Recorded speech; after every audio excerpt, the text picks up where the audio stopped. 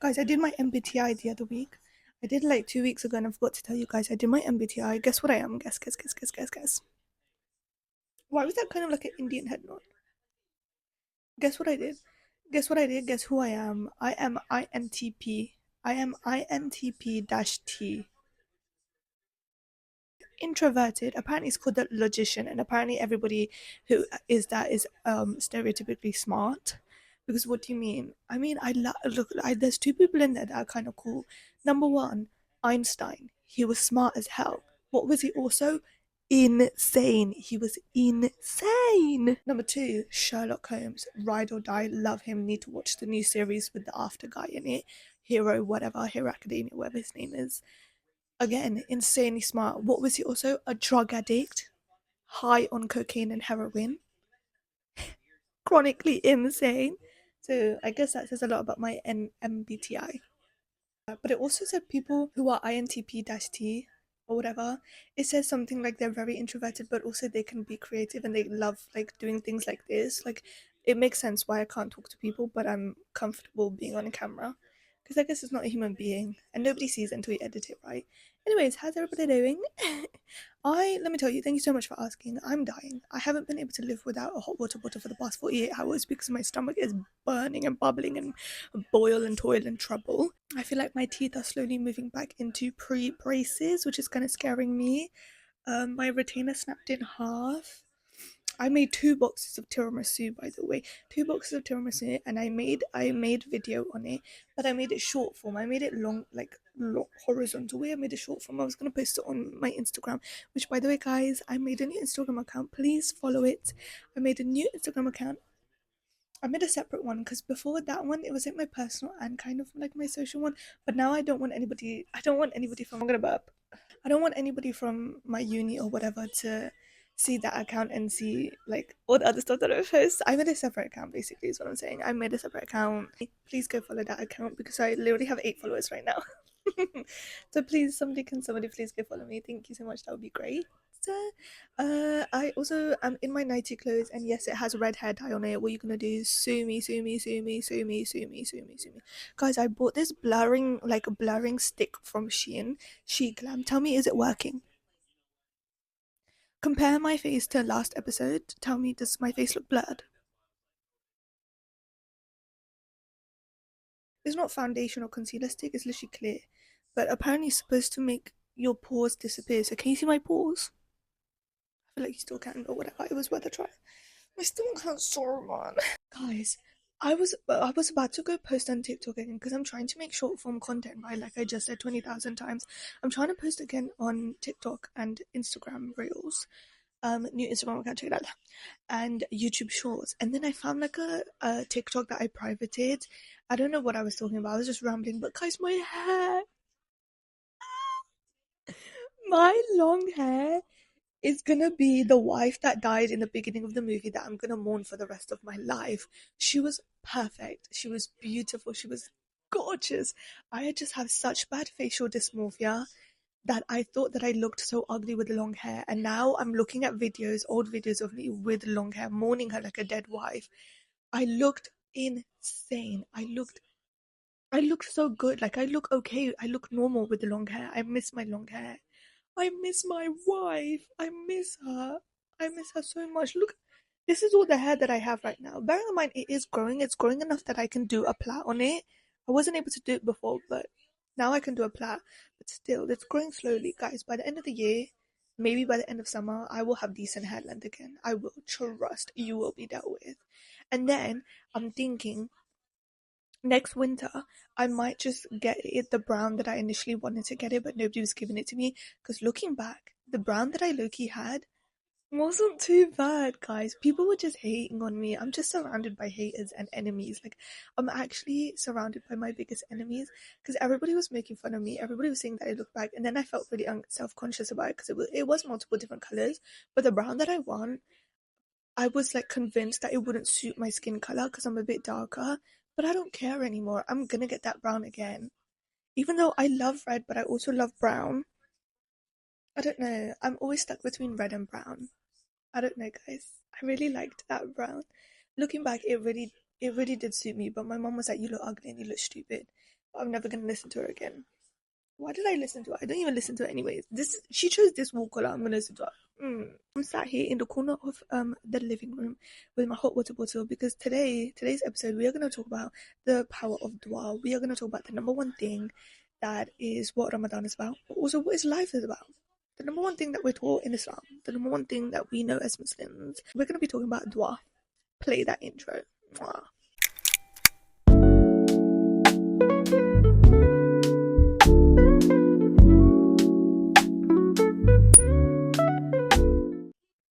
Oh, because I was at the 212.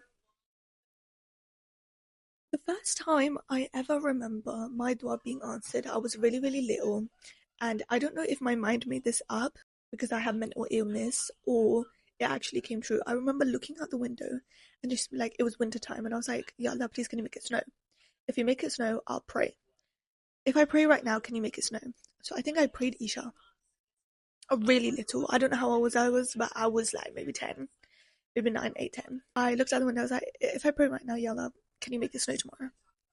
Wait, I pray, and then the next day I wake up, it snowed. I kid you not, it snowed. The other time, I remember really making dua and it coming true for something that I really, really, really, really, really wanted was when I was really ill. When I was really, really, really, really ill. Now, if you have eczema, you know that eczema flares up. That flares up. Eczema flares up like there's no tomorrow. Eczema flares up and you look like a zombie. You look like what would attack you. You look like a sleep paralysis demon, basically. You look like basically what you know those animated versions of what your body would look like if the skin wasn't there. You know what I'm talking about, where it's just you can see your organs and the limbs and everything, and there's like so many lines and the eyes are popping out. I swear there's a picture out there of that, right? That's kind of what you look like. Eczema makes you itch until your flesh and wound is bleeding out dry. Now, I grew up with eczema, really bad eczema, not your average, oh, little patches here and there. Like, I still have some on my hands, I still have some there, but like, not like that. This is where I get my panda eyes from and scars sometimes on my face because my panda eyes are literally, I don't think they're genetic, they're literally scars from my eczema. It was bad growing up, it was so bad, bad, bad, bad, bad. Now I have deep, deep trauma with that, but we're not really gonna get into that. But one night, one time, one phase, it was really, really, really, really, really bad to the point where I had to go to the hospital. I came back out. It was like a whole situation. And I remember crying so much that I couldn't take it anymore. And I made dua to God in the sense that no, I didn't get up and pray and go on my prayer mat and make dua. I didn't get up and do a wuzu and make dua. I didn't open the Quran. No, I literally just talked to God. And I remember just crying, and then I started doing zikr. I started doing any sort of zikr I could remember. I started sending salawat upon the Prophet. Like, I was laying there crying my eyes out, just like I looked like a crazy person. I looked like a crazy person, really. And then the next thing I know, it sounds crazy, yeah, because it's like not believable. But the next thing I knew was that I I no longer had it, but I found like God gave me a way to make my eczema not flare up as much and make it eventually go away. Like, my dua was answered in that sense, where in the next couple of weeks it kind of died down, and then somehow a random auntie um went to Pakistan and she heard about this like box of cream that like will. By the way, I realized editing back all my episodes, I take too many long pauses in the middle of my sentences. I say like, and you know what I mean, um, and way too much. The amount that I cut out, and I still have to include some because I say it so much in my sentences, like, literally shoot me. And literally, I say literally so much, and I don't even say literally or literally. I say literally. Sue me. Sorry about that in advance. I should have said that in the beginning. Then the next thing I know, a random auntie one day comes up to my mum and she's like, "Oh, there's this box of cream from Pakistan back from the homeland. Tell your daughter to try it. It's good for eczema, blah blah blah blah." I try it and it works. The next thing you know, a couple of months later, and then time goes down the line, I no longer have flare-ups as bad as I used to. I no longer have eczema all over my body. I no longer look like a zombie. Like, eventually it healed. Eventually my duas got answered. Because I remember every Ramadan I would make the same dua. Those key ones are the first time that I ever. Oh, there was another one. Okay, don't laugh yet. But one time, I really wanted a bike. I really wanted a moped. Okay, I really wanted a moped. Hear me out. I know. Don't laugh at me. I really, really, really wanted a moped because I thought it would be cute to ride in the summertime. And so I couldn't pass my theory. Guys, I'm literate dumb. Like, I'm dumb in a literate sense. I'm not good with theory things. I'm not good with doing stuff in theory. I'm not good at learning about theory. I'm much better at practical things, which is why I believe I keep failing my theory test and I could easily pass my practical because I feel like it would be so much easier. Actually doing the stuff and you teaching me how to do it is so much easier than me learning about all the boring shit. Like, I don't care. I don't care about traffic cones and traffic lights and zebra crossings. I don't care. Like, I don't care. Like, honestly, I hate theory tests so much. But one time I was really like I had a phase of really wanting to go to the moped and go get a moped, but you have to pass the theory, right? I didn't know it wasn't mandatory and you could just go get the little A1 course or whatever. So I remember reading the Tahajjud because I wanted it so bad. I said, Ya Allah, no ifs, no buts, no nothing. I want this theory. Please give it to me. And I had tried twice already. Not car theory, moped theory. Blind faith, I remember I said, Ya Allah, just give me this, please. I just really want it, give it to me. And you know what it was? Is I felt like I felt really insecure in my tahajjud prayer. I felt really insecure because I still get confused sometimes whether or not you can make, if you have to make one specific dua in tahajjud, or you can make as many as you want. Like, do you only have to say one specific thing that you want in the tahajjud, or can you say however much you want in the tahajjud? So I felt really insecure in that sense. I didn't know how tahajjud necessarily works, and I would Google it and I would try to find it online and do research. But and I would ask my parents, and my parents would always be like, my mom was always like, "Oh, you only ever read tahajjud for marriage. You only ever read istihara for marriage." Get out of my face! Get out of my face! Get my face right now. I was like, I don't want that. I want my moped. I want my light blue moped that I want to drive around the town, drive around the city, and envision that I'm in Sicily. Like, is that too hard? So I was so insecure. So I kept making dua for multiple things in my tahajjud prayer. And then one day I was like, this isn't working. I feel like I'm doing something wrong. Something inside of me, I was like, I'm doing it wrong. So then I get up at 3 a.m. and I'm like, okay, let me just make dua for this one thing. So I was like, yeah, Allah, please, I just want to pass my theory test. Please, can you just give it to me? Please, please, please, please, please, with everything. I mean, please. I mean, go to the theory test, and I pass. And I was like, okay, okay, this is how easy it is. And I actually forgot about that story, which maybe makes me think that maybe I am doing Tahajjud prayer wrong. Which, guys, can somebody let me know? Can you make as many duas as you want for Tahajjud, or do you only have to make one? Because I have a lot that I want. I have a lot that I want in Tahajjud. I ask for a lot at Tahajjud time. Is that too much? In the sense that I know you can make dua for everything and anything, but like, is tahajjud when you specifically want one thing? Can somebody please let me know? Is that why my duas take so long to get answered? Because I'll be asking for too much at the same time. Like, should I space it out? Or can somebody let me know about that? Because that's a real question that I have. That's a real query if somebody is so ever kind to answer me, please. But yeah, those were the first couple of times I ever remember my dua being answered. Now, in the month of Ramadan, in the month where it is so important to make dua, especially in the last 10 nights, and Laylatul Qadr is coming upon us. We don't know when it is, of course, but in the last 10 nights, they're very important. I thought it would be cool to talk about dua and my experience with dua and my experience with growing up thinking, not growing up thinking. By the way, when I say growing up, I usually mean anywhere from like when I gained consciousness, which was at 18 years old. So please don't think I mean childhood, because I blocked all of that out. I have no recollection of my childhood, trust.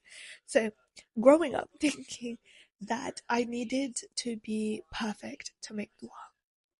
I had this perception when I learned about dua and when I had something that I really, really, really wanted. As we guys know, the year of 2022 all the way up until late 2025, that time period was really, really hard for me.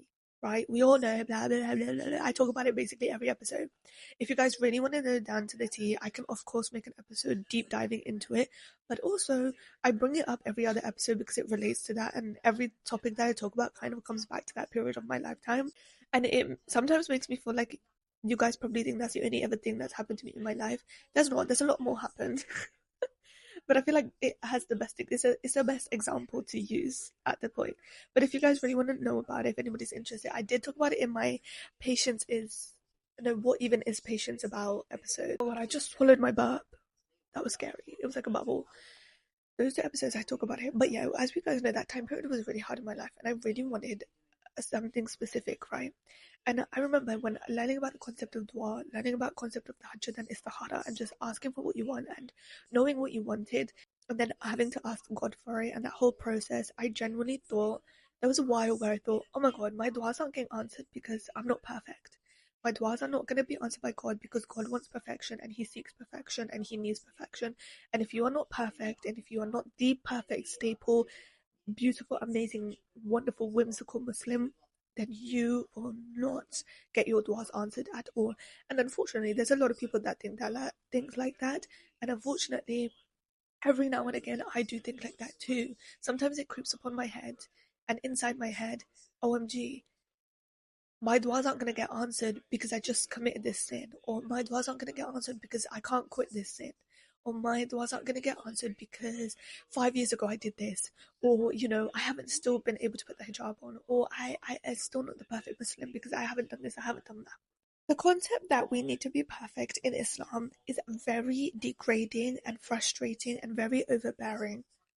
Muslims kind of act like, and especially online, there's this stigma that we have created. I say we, not me, but there is this stigma that the Muslim community, online specifically, have created, and just older generations and older parents, that in Islam requires perfection.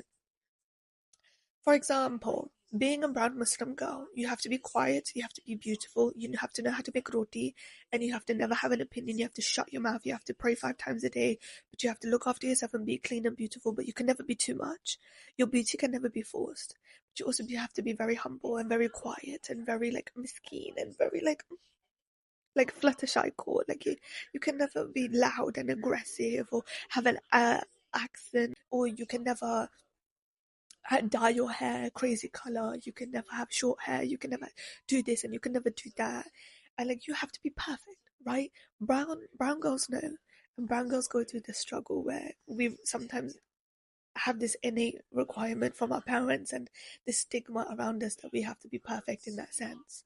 Islam is kind of the way that we look at Islam sometimes can kind of come off as that as well. That you need to be perfect, and or you're still young, so you need to be able to memorize the Quran because your mind is healthy, and you need to be able to do this by now. You need to wear the hijab, you need to wear the niqab, you need to be perfect, you need to do this, you need to be 5 times a day. You can't miss a prayer, you can't do anything, you can't do anything wrong. You cannot sin, you cannot do anything wrong, you cannot have doubt in your mind, you cannot have doubt in your faith, you cannot do anything. If you make one slight mistake, boom, it's game over. It's game over. That's it, you're done, your duas won't get answered. But that's not true. I'm here to tell you and to break the stigma, guys. It's not true. It's not true. And I'm living proof of that. When I was going through the roughest period of my life, I thought that I had to perfect myself and then make dua so that dua could get answered. Now, the dua did get answered, not in the way that I wanted it to be answered specifically, because to be honest, I didn't know what I wanted. In that period of my lifetime, if I'm going to be honest with you guys, I went through a phase where I was just severely depressed, as we guys know. And so my dua wasn't specific in the sense that it was like, I want this specific job, or I want to study this specific course at this specific time, at this specific year. Like, it wasn't like I want to go to Harvard in 2027 and study law. Like, that was not what my duas were like. My duas were basically like, God, just give me the will to live and give me something to live for. And can you just make all of this pain and suffering go away? And just, I want to be happy and I want to have a meaning in this life and I want to do something and I want to get back to being part of society again. Like just being a normal human. Like, can you just give me, because I don't have a direction to go in. I don't have any direction. I don't have any like a steering point. I don't know where I want to go, what I want to do. And that pissed me off even more and it irked me even more and it made me hate myself even more, right? Because like I don't even know what I want. So I'm sitting here asking God to like give me something, but I didn't even know what I wanted. And so I just remember making dua of that kind of sort. And eventually, after everything, that dua got answered. Now, before I tell you anything else, The other day, I got a TikTok, of course, of by the way, I have TikTok on my iPad solely because I need to get like the edits that I put at the end of the podcast episode. And then this video on TikTok. Why can't I speak? This TikTok popped up and it was of Surah Duha. Surah Duha, I don't know if I'm pronouncing that right, but it goes وَالضُّحَى وَاللَّيْلِ إِذَا سَجَى. That surah.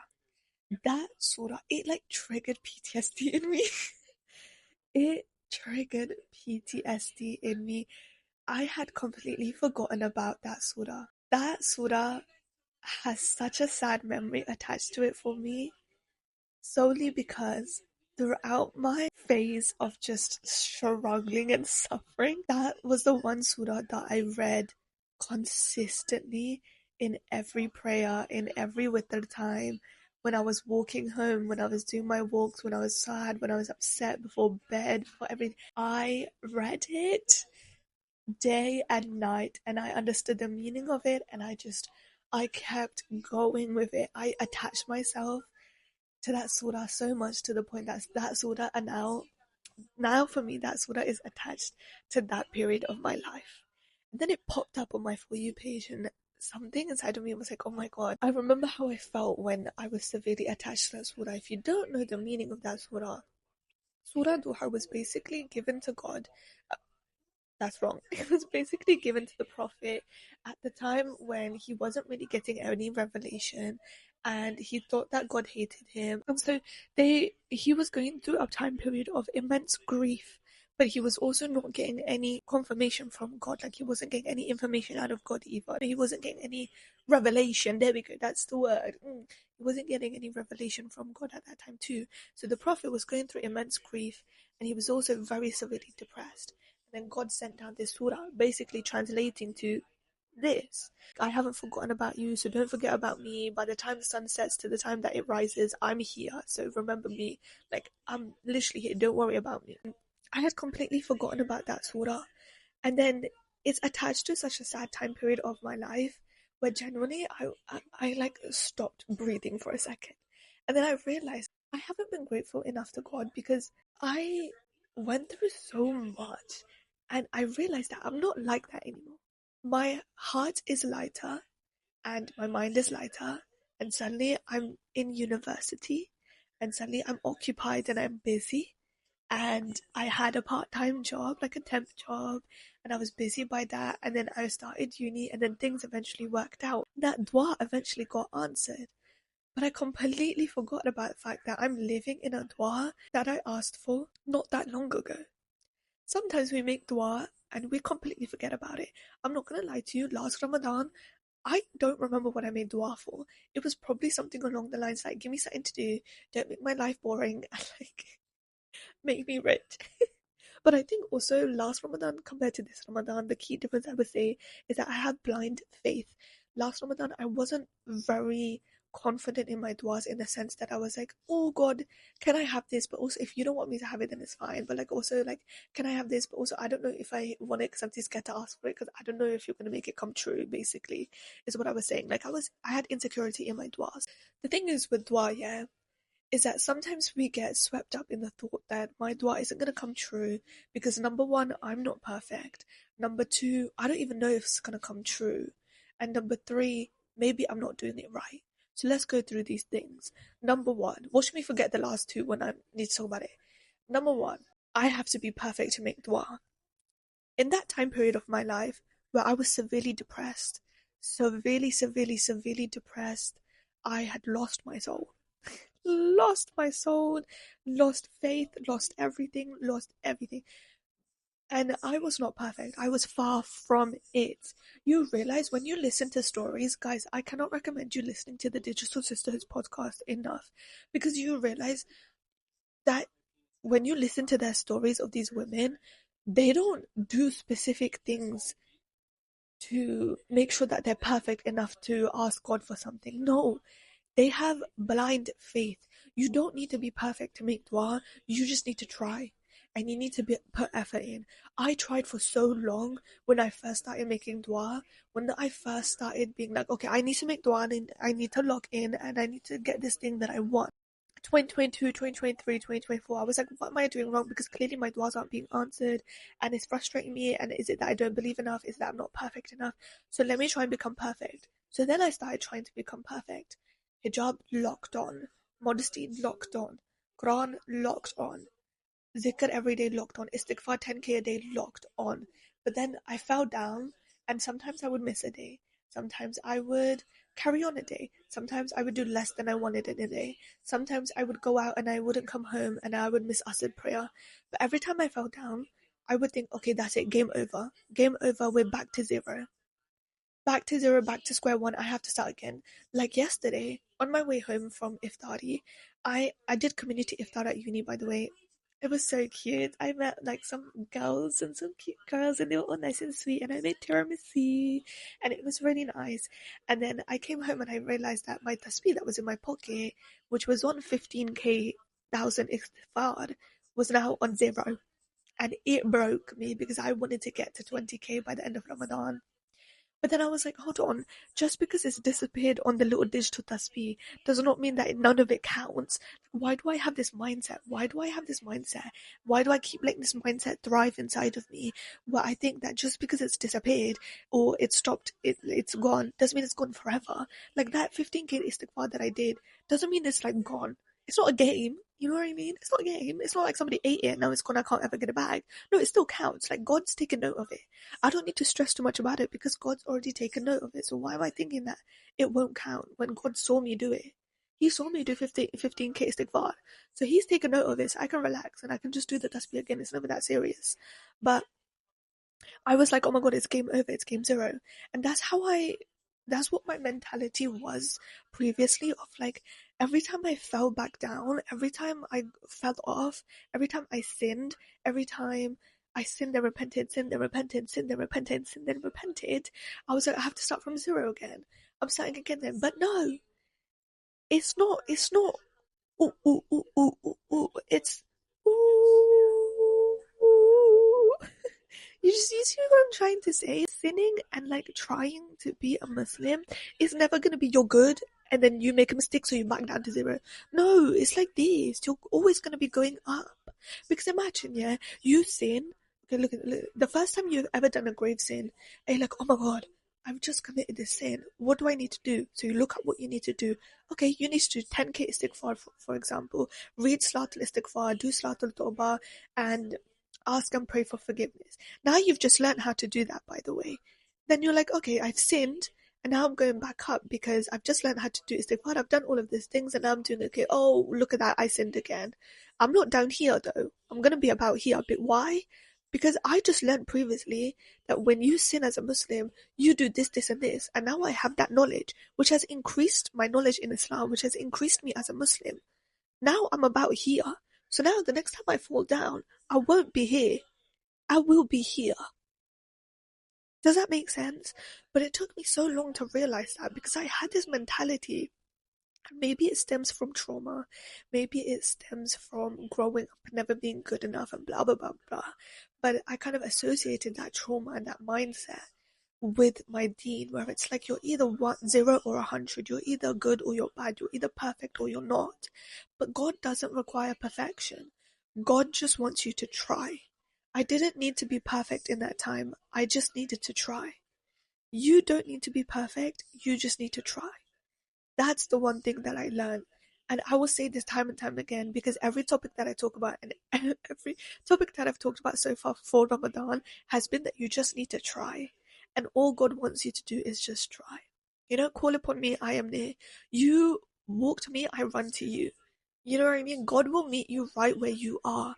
I didn't need to perfect myself so much. I strained myself so much trying to perfect myself for God so that He could look at me and see me in a crowd of other Muslims asking for Him, and He could see me and see my hand up, looking at, like, calling upon Him, and be like, OMG, like, that's meet up. But the concept of God saying OMG, I didn't need to do that because He already knows who I am. You don't need to strive for perfection. You never need to strive for perfection. The whole point is that you just try. In the sense that you shouldn't think that God's not gonna answer your duas, especially in this. Think of it this way, yeah. Because I was trying to come up with things to say for this episode on my train ride home. I was like, if God didn't make a dua such an important thing, and if a dua didn't have impact, and it was like there was a 50-50% chance that it would be answered, He would have never emphasized it in Islam. He would have never made it a priority. He would have never told us about all the duas the prophets said when they were struggling. He would have, if dua wasn't so important and vital in our deen and in our religion, and there was only a 50-50% chance of it being accepted, bearing in mind, it is a well known fact that every dua gets answered. How and when and where and what and why it gets answered is a different question that it's beyond our cosmic realm of understanding. If there was a 50-50% chance of it being answered or not being answered, you don't know. Like, it could be, but it couldn't be. We would not be told by God to make dua for people who are dead. We would not have janazas the way that we have. There would not be people at other people's funerals inviting so many people, random Muslims, everybody come pray for this person that is dead, because they need your duas, they need your praise, they need you to open the Quran and read it for them, they need you to do all of this for them. If dua wasn't so important, why do we make dua for dead people? Why do we make dua for the people who are in the barzakh, that they have a good time in the barzakh, to make sure that God forgives them for their sins now that they're dead? Why do we do that? Because dua is so important, and they do get answered. Every dua gets answered, which is why we ask and we beg for so many Muslims to show up for when people die, when other Muslims die, when funerals die, because duas get accepted, and they get accepted by a Muslim. And you don't have to be a perfect Muslim. You don't have to be. You don't have to be. There's this quote, there's this saying where God will meet you right where you are. And I think it was from an Omar Suleiman episode. And I've really been drawing my episodes from his episodes, because there was this quote where he said, God will meet you right where you are. God will meet you right where you are. So if you are down here, all you have to do is raise your hands and God will meet you. I'm telling you from experience, and for myself and for the sake of myself, that I have done that. I have been at the bottom of the bottomless pit, crying and begging for God to answer me even though I'm not perfect, and then having this mindset of thinking that He's not going to answer me because I stopped wearing the hijab. He's not going to answer me because I've been so mentally ill and mentally distressed that He's just going to be like, she's not even a good Muslim. Why would I even answer? Who says God said you need to be a good, perfect Muslim? He just needs you to try. In Islam, all you have to do is try. You don't have to strain yourself when you're a Muslim, when you're trying to learn Islam. You don't have to strain yourself.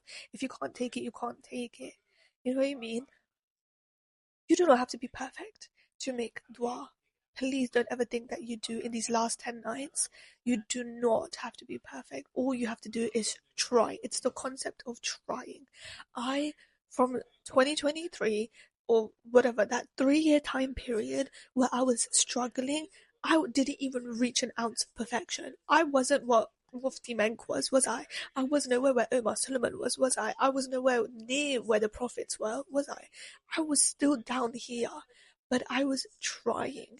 I tried to do istighfar every day. I tried to make dua every day. I tried to open the Quran every day. I tried to learn surahs. I tried to do this. I tried to pray every day. Yes, God doesn't require perfection, but He does require effort. You have to put effort in. The concept of tie your camel and then leave your trust to Allah is so important. I learned that saying through TikTok, believe it or not. You have to put effort in. You cannot simply want something and then not take the steps to wanting it. For example, I could sit here and say, God, please, I just want 100k subscribers this year, but then I upload zero videos, I make zero effort in the videos I upload, I barely upload, I don't do anything, I forget about my channel, and then I just expect randomly to wake up one day and I will have 100k subscribers. No, I gotta tie my camel first. Okay, yes, I made dua to Allah, so it's gonna come true. When, where, who, what, where, and why it comes true is up to Him. But now I have to put the effort in on my end. What does that effort look like? Whatever you can do, do it. Whatever you can do, do it. Sometimes when we have our period on the last 10 days, we kind of think that, OMG, now we're missing out and I'm not able to read Tarawih, I'm not able to wake up for the Tahajjud and actually pray the Tahajjud or pray the Istikhara for the thing that I want. Now God's not going to give me the thing that I want. But if we had to be perfect to make dua, in the sense that we had to do wuzu and we had to pray and then make dua, then we wouldn't have our periods in the first place because they would be useless. Why would God give us a period knowing that we couldn't do dua when we were on our period? Like, who said that? Why would he do such a thing? He's smart. He's not us. You know what I mean? He's actually smart. He's God. So even if you're on your period, make dua, do tasbih, do zikr, do istighfar. You know, apparently you can read Quran on your phone or on your iPad. I'm still not too sure about that bit. I'm not too sure about that. But if you've memorized surahs, read the surahs off by heart. If you can do zikr, do zikr. If you can do istighfar, sit there and do istighfar. Make dua, make dua, make dua, make dua, make dua. The concept of dua doesn't have to be, I need to be perfect myself and I need to be a good Muslim who does everything perfectly and has never made a mistake in my life. Okay, now I'm going to sit down and make dua and that dua is going to be answered. No. No, no, no, no, no. Ask any random person. All you have to do is beg and cry and ask, and simply ask with humility in your heart and humbleness. God, can I please have this? And God will meet you right where you are, but you have to put the effort in. You have to put the effort in. And sometimes duas don't even look like what we think a nuclear dua looks like. You know what I mean? What a normal casual dua looks like the basic concept of a dua. It's sometimes duas aren't, oh, okay, I've read Zohar and now I make dua, or I've read Tahajjud now I make dua. Sometimes you can literally talk to God. I distinctly remember how I got into university, and I will never forget this, okay? Whether or not I end up dropping out 2 years from now or next year, I don't carry on or whatever, right? How I got into university, I will tell you right now. I remember I tried to put so much effort and I put so much strain into needing my duas to be answered and making duas so much, so much, so much. And then it made me so stressed about the fact that what if I don't get it? What if I don't get the thing that I want? What if my duas aren't getting answered? It stressed me out and it started making me think about the doubts and it started putting doubts in my head. I strained myself so much Islamically in that period of my lifetime. It got to the point where I couldn't reach perfection, and I was like, okay, I give up. And I let go. I let go for the sake of God. I let go.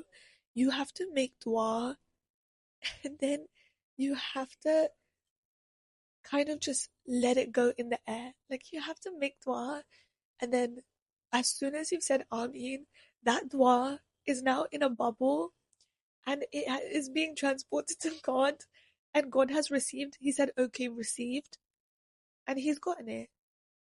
He's gotten it, and now you need to let go and just not think about it and know that it's been answered. Like, you just have to let it go. I distinctly remember I would cry every night and do istighfar every night because I would go online, I would go on YouTube, I would go on TikTok in that period of my lifetime, and I would look up, okay, what do I need to do for my dua to get answered? Oh, you need to do istighfar. You haven't been doing istighfar. Oh, okay. So now we're gonna read istighfar. Oh, you need to read extra sunnahs in your prayers. Oh, okay. Now I'm gonna read extra sunnahs. Oh, you need to wake up for tahajjud. Oh, okay. We're gonna read tahajjud. You need to read istikhara. Oh, okay. We're gonna read istikhara. I started doing all of this stuff, all of this stuff, all of this stuff, all of this stuff. And I remember looking up how to do istighfar, how to actually do istighfar. Then I did istighfar, and then I would watch a YouTube video, and the YouTube video said, oh, your istighfar doesn't actually count if you're doing istighfar for the sake of getting something in return. You have to actually sit down and repent for your sins that you've done. You need to think about the sins that you've done, and then repent, and then do istighfar. And then I was like, oh my God, okay, so now we're going back down, and we're going to go sit down, and we're going to do istighfar, and we're going to try not to think about everything that we want, and we're going to focus on repenting on our sins. So then I started doing that. And then I was like, oh, you need to read Tahajjud. Okay, now let's learn how to read Tahajjud. Oh, but you've been reading Tahajjud wrong because actually you're supposed to read Tahajjud like this, and then you're supposed to read Witr after it, and that's how you close your Tahajjud dua, and then that's how you need to do it. Oh, you need to include this dua. Like, I was straining myself so much and hating myself for all the things that I didn't know that I should have done, but I didn't do because I didn't know how to do it. So now I'm doing it now, that it caused so much stress on me that I went through so much grief, so much anger, and so much frustration that I just let go. I swear to God, it just happened one day where I was like, I can't do this anymore. If I keep going this way, I'm gonna kill myself. Like, genuinely, hand on heart, I'm gonna kill myself. or I'm gonna kill somebody else. It's either gonna be a suicide or a genocide. We need to hurry up and make a decision. The clock is ticking. We need to calm down. I remember specifically, by the way, I have really bad memory loss. So don't quote me on this, but I remember specifically I was getting ready to go to bed. I had changed my clothes, the lights were off, my siblings were asleep, and I literally, like, here's my bed, and I was literally like sitting on the edge of my bed. And as I'm about to get into my bed and get cozy, I just remember saying, Ya Allah, if university is meant for me, give it to me. If not, I trust that you will give me something better. That's it. I didn't even say Ameen. I didn't even like do anything special. I literally just talked to God like he was right there. I said, God, genuinely right now, if university is for me, give it to me. If it's not meant for me, I will let go right now and I will never think about it again because I'm done. I'm done straining myself and putting so much emphasis on things that I don't have control on. The only thing that I have control in is making the dua. I can only ask for what I want and try and tie my camel. I can possibly not do anything else to make that. It got to a point where I was like, why can I not just get up there and give me what I want? Even though I didn't even know what I wanted. So you can see the position that I was in, right? Mentally, I was a bit, I was going through it, okay? But I remember just sitting on the edge of my bed and just literally before closing my eyes, just before getting into bed, I probably didn't even close my eyes. I probably scrolled on TikTok at that time before going to bed. But I was like, Ya Allah, like I talked to him so casually in my head. I was like, Ya Allah, if it's meant to be, it's meant to be. If it's not, I know you'll give me something better. So just give it to me or don't. It's okay. Like I'll accept it either way. And acceptance is so important as well, right? You have to accept the outcome. So then I went to bed. The next thing I know, I've applied to university and I've gotten in. And now I'm like 5 months into uni. You know what I mean? The next thing you know, things started working out for me and I got into university. It's the importance of just making dua, putting in as much effort as you can, not straining yourself too much, and then also letting go and accepting. Accepting the fact that, okay, you don't need to be perfect to make dua, so you can make dua for whatever you want, but you also have to accept what God is going to give you. Sometimes we read istikhara and tahajjud asking for things that we want, and then we get something else in return, or we get the thing that we want, just not in the way that we wanted. You know, that Olivia Rodrigo, the little Mexican girl that be crying, I got the things I wanted, it's just not how I imagined. Yeah, that's sometimes how it be. It be like that sometimes. Sometimes you could ask to make dua, God, I want to go to university. You can go to university, but you end up being a professor there. Like, or you could go to university, but it might just be a day trip with your school. Like, it might not be permanently. You might go to university, but you might drop out 6 months later. You might go to university, but only for a week, only for a day. Or you might go to university, but it might be when you're 20 or 22 or 45. You don't know, right? It's the importance of acknowledging that you have to accept whatever God is going to give you. You might get what you want, but not in the way that you want it. You might ask for marriage, but it might not be the guy that you're praying for. You know, for all my girlies out there who are probably doing Laylatul Qadr, asking for a guy. I have my personal beliefs, but I will not. I would detain them because it is the month of Ramadan and we won't hate on the month of Ramadan. But guys, if you're below the age of 25, just like rethink. Please rethink. You have to let go once you've made dua. And I didn't understand that concept until God put me through hell and hell and hell and earth. I had to go and be dragged through hell through 3 years before I learnt the concept of make your flipping dua that you want to make, Mirab, and just let go. Let go, otherwise you're straining yourself. I kept thinking and thinking and thinking. I kept digging my hole deeper and deeper and deeper. I want this, I want this, I want this. I'm not gonna get it, I'm not gonna get it, I'm not gonna get it. What if I don't get it? What if I don't get it? What if I don't get the thing that I want? I'm gonna be a failure. I'm not gonna do this. I'm not gonna get this. What if I don't get this? God doesn't care about me. God doesn't love me. I hate myself. I've sinned too much. Blah blah blah blah blah blah blah. Consequences of my own actions. Blah blah blah blah blah blah blah. The thing is, yeah, if God wanted perfection, He would have never created us. It's just not humanly possible to be perfect, is it? It's not humanly possible to be perfect. Maybe in a worldly sense, you could have that one flipping cousin that everybody loves, and it's like perfection inside and out because they've won every medal to be won every award to be won. You could be really smart and intelligent and beautiful at the same time, and sporty and educated and beautiful. Okay, maybe in the worldly sense you could be perfect in some people's eyes, but religiously, perfection don't exist. It don't exist. It doesn't exist. Because if perfection existed, we wouldn't exist. Because the whole point is that we are going to be tested, and we are going to be tested by our nafs, and we are going to be tested by our desires and our sins and the glorification of this worldly life. There is a book out there. What book is it? OMG, I can't remember. There is a book out there, I believe by Imam Ghazali. I swear he says something well. This he talks about, there's like a whole chapter where he talks about the beauty of earth, where this man sees this beautiful, beautiful woman, but she's covered in a veil, but she's beautiful. She looks beautiful to him, and then he's chasing her, chasing her, chasing her, and then another guy sees her and he's like, no, no, no, I want her, and she's chasing her, chasing her, chasing her, and then another guy sees her and he's like, no, no, I want her. He's chasing her, chasing her, chasing her, and then one guy finally gets her, or something like that. I read this book ages ago. One guy finally gets her, and she takes her veil off, and it's the most ugliest creature you will ever see in your whole entire life. Like the way he has descriptions of how he describes Earth, firstly as beautiful and then ugly. Guys, read that book. It was a really important, really good book. There's some that somebody will know what I'm talking about. But I swear, Imam Ghazali describes Earth in a really good way, in a really nice descriptive way, with a really cool metaphor that she will be the most beautiful woman you ever see, and then she'll take her veil off and her clothes off, and she will be the most ugly, disgusting creature you ever see. And that is what Earth is. Earth's concept of being rich and living on a yacht and shaking your ass on a yacht and drinking mojitos and having vodka cranberry and, being rich and going to parties and having a Ferrari and living in luxury.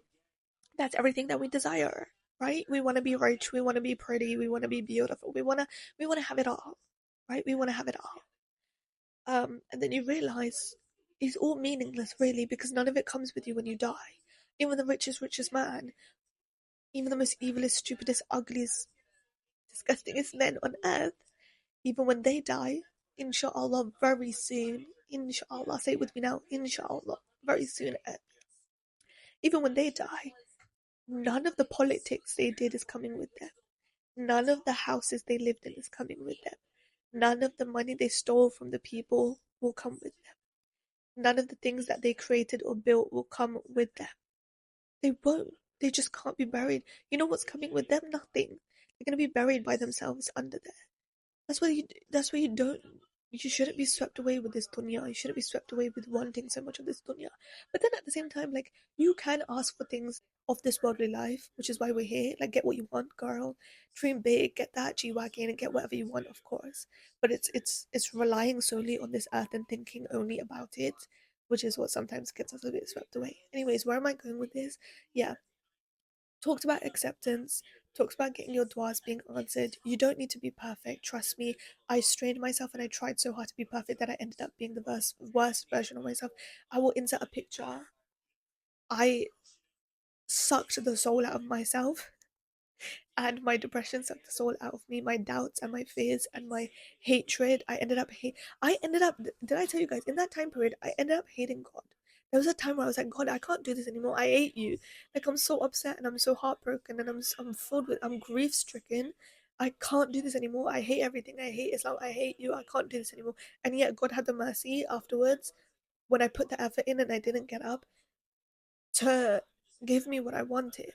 Even though I didn't know what I want, he still gave me something. Because now I can't remember the last time that I've had a depressive episode that bad. Alhamdulillah, Alhamdulillah, and God forbid it ever happens again. It's literally one of my worst fears. And I had the audacity to be swept away from this, by this world, that I had forgotten about everything that I went through for a little bit. And then I heard Surah Duha on TikTok. And then I went on the prayer mat that night, which was literally 2 nights ago. And I was like, oh my God, God, like, before I even make dua for all the things that I want this Ramadan, I forgot to say thank you. Like, thank you for saving me. Thank you for giving me what I wanted. Thank you for giving me something when even though I didn't even know what I wanted. Like, thank you. Genuinely, thank you, thank you, thank you. I don't even know how to thank God enough for what he had done for me, and the fact that I had the audacity and the sin to forget about it is crazy. But sometimes we make dua and we forget about it. Sometimes we make dua and we remember it for the rest of our lives. Sometimes we make dua and it could be the biggest mistake we ever make because we want it so bad. All I know to say is I forgot what I was gonna say. What did I say? I said you don't have to be perfect to make dua. You have to accept and you have to let go, right? That's probably not what I said. And then, oh, blind faith. Guys, one thing that I'm learning to do that takes so much time. I'm Alexa, hold on. Can I move you guys here? Is that okay? Sorry, is that. Oh, what happened? One thing that took me so long to freaking learn, blind faith. Please have blind faith. Blind faith in God.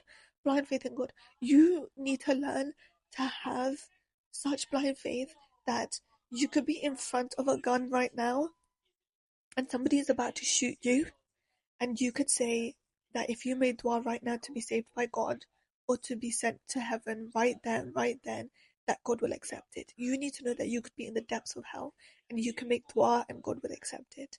There is an episode of the Digital Sisterhood that, which I keep bringing up, but guys, such a good podcast. Where stupid burps. There's an episode where this woman is talking about how she is in a toxic marriage. I believe I talked about it last episode. She's in a toxic marriage and she makes dua that night. God, I need this house, because he's like, I'm gonna take the house. Why would you take the house? It's my house. And she's like, no, this is my house. She makes dua that night. And she said it so easily as well. She said it in a way that it's all she's ever had is blind faith. All she's ever had is blind faith, and it came so easy to her. And I was so shook by it because I was like, I don't have that. And it really made me think, because she was like, she went that night and she prayed and she was like, God, I don't have anything else but you. I want this house. Give me this house. And I pray that he goes away and he lets me have this house. The next day she wakes up. What happens? He's gone.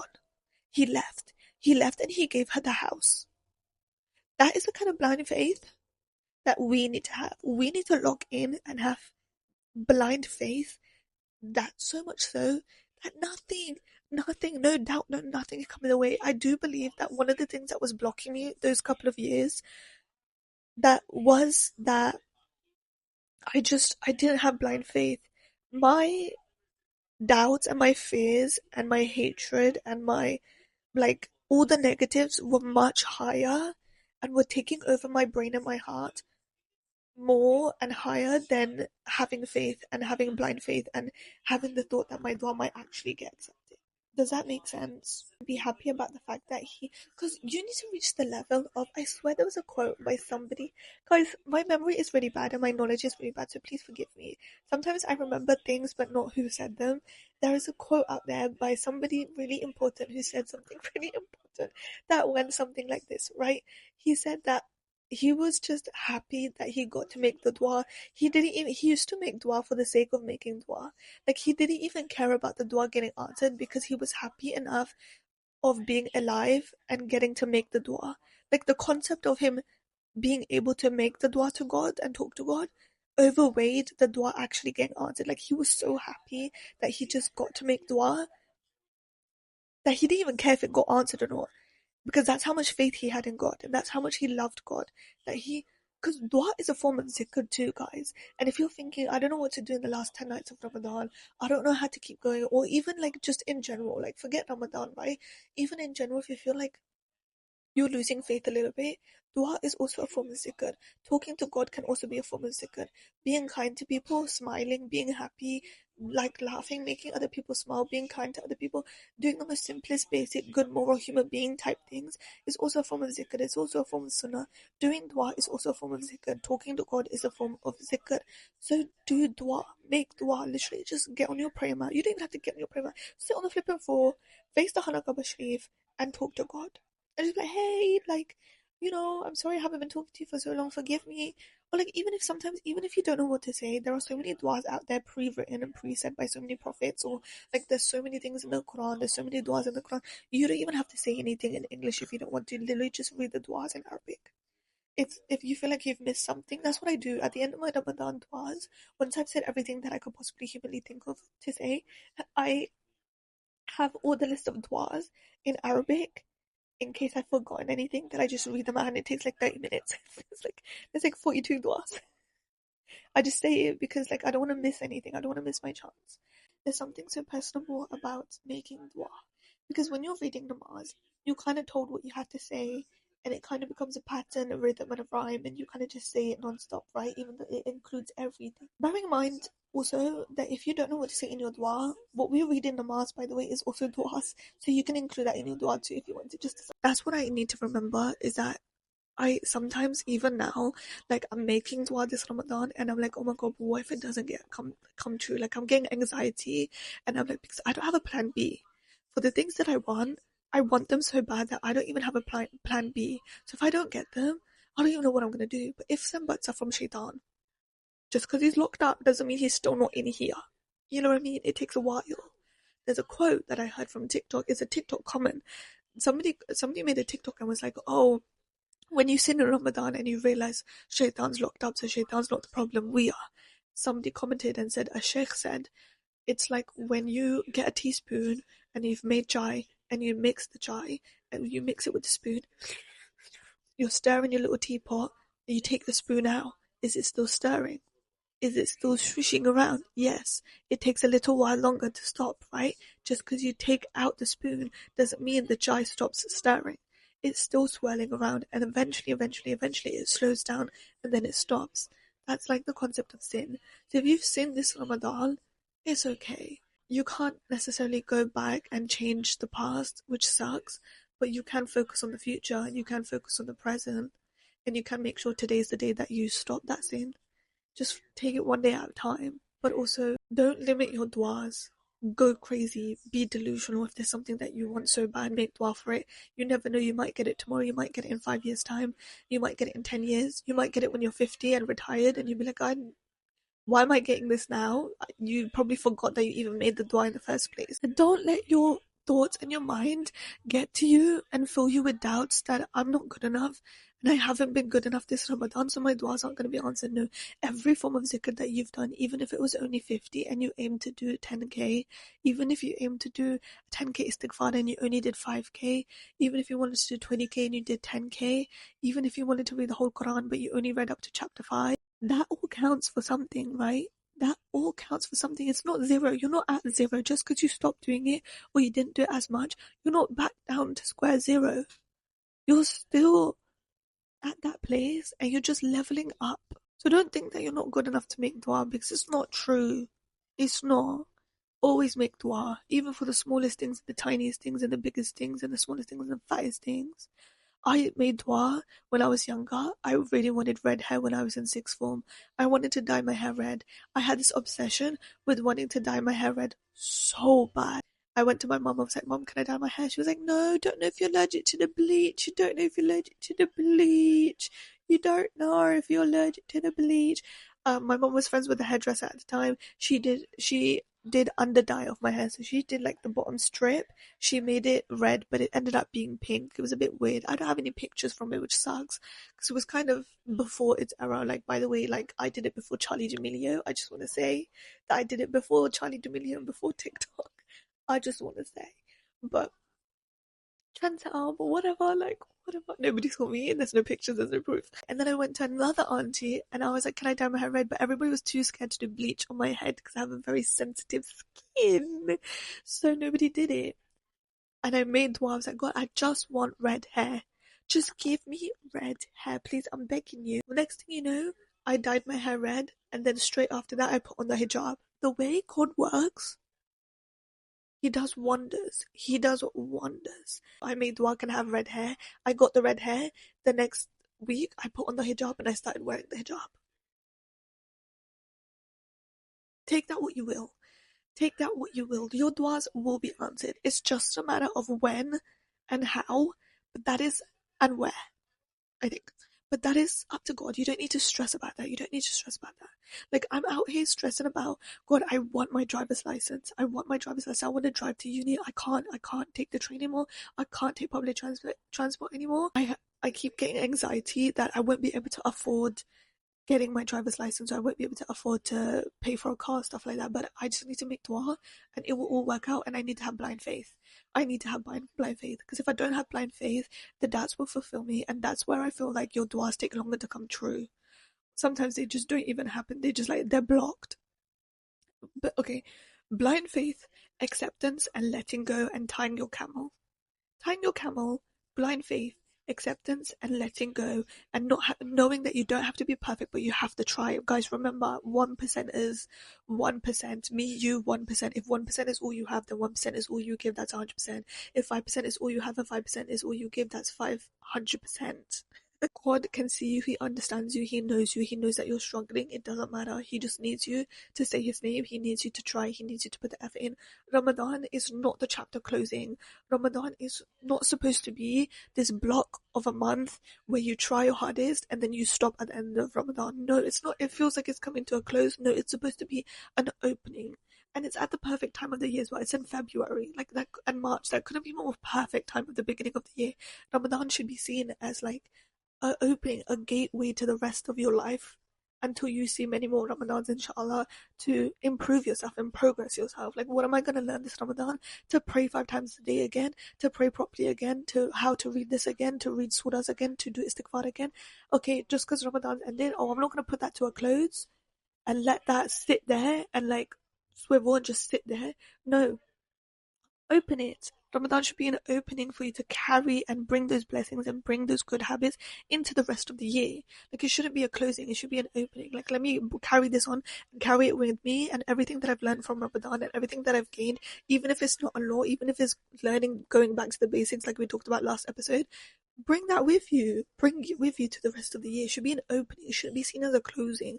I hate that. I've always thought that when I was younger, like that's how I've always just processed Ramadan. You have this 1 month to try your absolute best, and then that's it. Like, that's your time over, because you don't even know if you're gonna get next Ramadan, which is kind of true, I guess. But it should also be seen as an opening. You have Ramadan, is perfect. The time's here. I'm gonna improve myself, do one thing, 5 things that I didn't get to do last Ramadan, and then bring that with me and carry that on through the rest of the year. And if I make it to next Ramadan, now I've brought all of this stuff with me from last Ramadan. Now I can maybe learn something new, or carry on, or do improve, or just try again. Like, you know what I mean? You're supposed to try not to lose the things that you had taught yourself to love during Ramadan.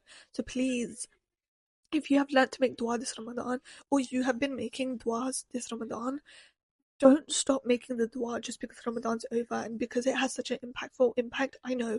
Don't stop making the dua until you get the thing that you want. Don't stop. Don't stop. Don't stop. Don't stop. Don't stop. Don't stop. Don't stop. Don't stop.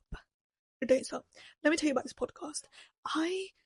We are reaching 1 hour and 11 minutes and 6 seconds. I can't decide, I need to hurry before my phone closes. But let me tell you about the podcast, and let me tell you about this YouTube channel. You guys know, OGs know, I have started and closed and started and closed and started and closed and started and closed and started and closed and started and closed and started and closed and started. I've started and closed this podcast, and not even this podcast, let alone this YouTube channel, so many times, because I have made dua so many times that yalla, I really love doing YouTube. I really love editing. I like making content.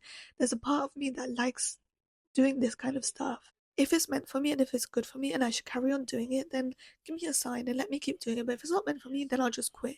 And so many times I've given up on this because I'm like, I don't want to do it anymore, or it's embarrassing, or I don't like it anymore. I lose my love for it. But something always brings me back. Something always brings me back. And I always make dua that I continue to not lose my love for this, because this is genuinely the only hobby that I've ever had. This is the only hobby that I've actually enjoyed having, and I don't want to let go of it ever or lose my love for it. I make dua for it, and I'm going to continue to make dua for it until my dreams come true, until my duas come true. Dreams are not dreams, dreams are duas waiting to be said and answered.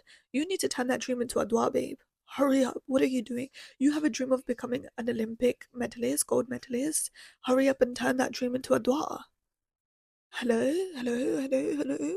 You want a G-Wagon? That's your dream, to be driving around a G-Wagon? Hurry up and turn that dream into a dua. What are you waiting for? What are you waiting for? What am I waiting for? What am I waiting for? Like, this doubt that I have, that I want to do this, this, and this by this year. I'm not giving up on this YouTube channel, by the way. I'm not gonna give up until God straight up tells me and gives me the clearest sign of the day, don't do this and give up, then I'll give up. But if I can keep going, I'll keep going, because something always brings me back. And I make dua for all of this that I do often. You know, just if it's good for me, give it to me. If it's not, I'll quit, or like let it make my heart not want it, you know? There's that dua. Like, God, if it's good for me, give it to me. But if it's not good for me, then make my heart and my mind and my soul not want it. That's what I say. and I somehow keep always coming back to it. So there must be a reason. There must be a reason. And if it's delusion, then let it be delusion. Does that make sense? You don't have to learn all the crazy Arab words and all the difficult Arab sentences and Arabic sayings and duas and stuff like that. If you can speak in English, speak in English. If you can speak in broken Arabic, speak in broken Arabic. I used to think that God won't answer me because I don't speak in Arabic. But who says you need to make dua in Arabic? I'm like, oh, bro. You think God is limited to the Arabic language just because He sent down the Quran in Arabic? No, if he was limited to Arabic, the Quran wouldn't be able to be translated to English, no? Or it wouldn't be able to be translated into a bunch of other, I was gonna say religions, a bunch of other languages, would it? Like, he's not limited. Please don't ever think that he's limited me. Please. I need to remember to not let my anxiety win because I'm out here sometimes having doubt that I'm just not going to be good enough for my duas to get answered, and that doubt sometimes is so hard to fight. It is such a hard fight to fight, like it's such a hard one. But then I have to think back to all the tiny little duas that have been answered, to all the duas that have been answered that I'm living right now, that I don't even remember being asking for it. I tell you guys, my eczema was so bad, and now look, like I'm okay with showing my face in public. I used to have a mustache. You can ask my mum, or don't, because you don't know her like that. I used to have a mustache of like eczema, and it was like peeling. It was peeling, and it was raw skin, and it was like just horrible and disgusting, and it would ooze and everything. And it was right here, and then I would have a patch right here, and then it would be my eyes, which is why I have these dents here, because it's literally scars. And then this is panda eyes of the scar, and then I don't know what the hell this is. This is not a scar. I think this is a spot. I don't know where that came from. I would walk around like this. Like, you can ask my mom. Like, my mom would be low key. I wouldn't like going out, and I wouldn't like going out with my parents at all because I would hide my face like this. I would have the sleeve of my coat, and I would walk around like this, guys, because I was so embarrassed by the way that it looked at my face, and I hated it. I hated it. I hated it. I hated it. I hated it. Which is why now sometimes I forget that I should be grateful in the way that I look. Ooh, in the way that I look. Because yes, it's ugly, or yes, it's fat, and yes, I have a double chin or a big nose or whatever, but it used to be so much worse. And for that, I will always be grateful. So I don't really care what I look like on camera, because this is why I talk to you guys without a full face. I don't know how. I'm also very lazy. I'm really lazy, so like I can't be bothered doing a full face or makeup or make myself looking gorgeous and sweet and cute every time I get on camera because that's just long. That's just long. But that's why I will post myself. I will post my face. I will post myself. I will post my outfit because I don't care. There used to be a time period when nobody even wanted to look at me. There used to be a time period when nobody even wanted to touch me, little bro. So I will do everything that I want to do. And it's because my dua came true. This is a dua coming true. This is living proof of a dua coming true. Guys, I wouldn't be here if that dua didn't come true. So please, if you feel like your duas aren't coming true because you need to be perfect and you feel like your time is running out because we're on the last 10 days of Ramadan, number one, Ramadan is not an end, it is a beginning to starting to grow your faith. And number two, you don't need to be perfect, you just need to try. Just try. Try and effort. Put effort in and just try and don't give up. Please. Now, listen, I always say, last episode, I said, oh, if 1% is all you give and 1% is all you have, then you gave 100%. That doesn't mean you stayed, like, that doesn't mean you be lazy. You know what I mean? I wasn't trying to say be lazy and stick to your bad things and stick to never wanting to improve and never wanting to be better. No, no, no. Try, guys. Try. Try. Please try. I thank you and a good night. Oh, yeah, I didn't even finish what I was saying, guys. This podcast, you guys know, the OGs know, I got a DM on TikTok. I was like, girl, what happened to your old podcast? I miss it so much. You only uploaded 2 episodes on Spotify. I did that like 3 years ago. 3 years ago, because I gave up and then tried again, gave up and tried again. I've always wanted to have a podcast. I've always wanted to have a little microphone and just talk about the things that I want to talk about. And I looked everywhere for a microphone and they were so expensive. And I was like, oh my god, I don't have the equipment. I don't have anything I want. I'm gonna give up. So I gave up and I tried. I gave up and I tried. I gave up and tried. Now look at me. I used to dream about having a camera, having a microphone, and I have a microphone. Like, guys, I only just got this microphone. So don't give up, please, please, please. Turn your dreams into duas and just have blind faith and try. Please, just do it and see how it works out for you. Don't start doing good deeds for the sake of only getting what you want. Because also, guys, remember, because it's not transactional. It's not transactional. You don't only do good deeds and start to become a good Muslim because you want something from God. You have to actually want to do it and want to become a better person for the sake of becoming a better person. Just like istighfar. It was so hard for me to understand that and learn that because I was nowhere near a good person or a good Muslim. And then I had to learn that I had to do it for the sake of wanting to do and just doing it, and not because I wanted something out of it. And that took me a really long time, 3 years to be exact. So it will take some time, but do your good deeds for the sake of doing your good deeds. Do all the things that you need to do for your dua being answered just because you want to do it. Like, have good intent. Don't just give up on it after your dua's been answered. No. Like, you have to carry on doing istighfar, because I was like, oh my god, there's probably so much blocking my risk. So all these sins that are blocking my risk, let me go do istighfar. But then I was like, you have to do istighfar for the sake of doing istighfar and repenting for your sins, not because you want something out of it and God knows your intention. So then I had to fix my intention. I was like, oh my god, okay, let's fix my intention, do istighfar. Like, I had to sit there and train myself and to learn to like sit there and do astaghfirullah and think about the sins that I've done and repent for them.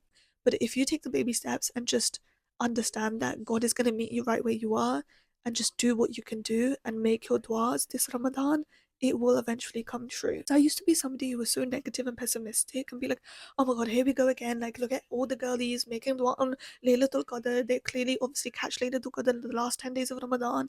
And look, now the next year they're at Hajj Umrah. Now look, they're married to the next year. Like, whatever. Like, whatever.